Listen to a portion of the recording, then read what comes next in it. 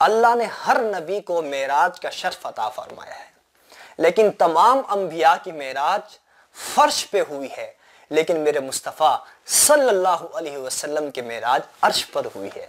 آپ علیہ الصلوۃ والسلام عرشوں پر تشریف لے گئے، وہاں پر مختلف انبیاء سے آپ علیہ الصلوۃ والسلام کی ملاقات ہوئی۔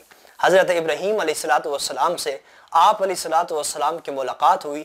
آپ علیہ الصلوۃ والسلام کے واسطے سے حضرت ابراہیم علیہ الصلوۃ والسلام نے اس امت تک 2 پیغام پہنچائے۔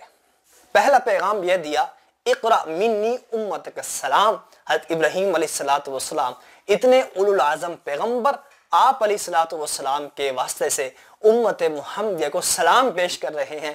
فرمایا، اے اللہ کے پیغمبر، میری طرف سے اپنی امت کو سلام پیش کر دینا۔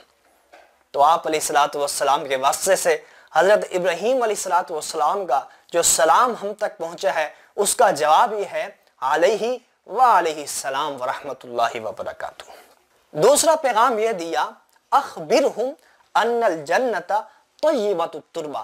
اپنی امت کو بتا دینا کہ جنت کی مٹی بڑی زرخیز ہے، ولکنھا قیعان، لیکن وہ چٹیل میدان ہے، غراسھا سبحان اللہ، الحمدللہ، اللہ اکبر۔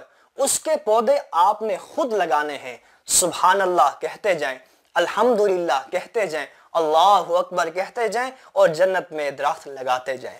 تو جو شخص جتنا اللہ اکبر، الحمدللہ، سبحان اللہ کا ورد کرے گا، اس کی جنت اتنی زیادہ سج جائے گی، اس کی جنت اتنی زیادہ مزین ہو جائے گی۔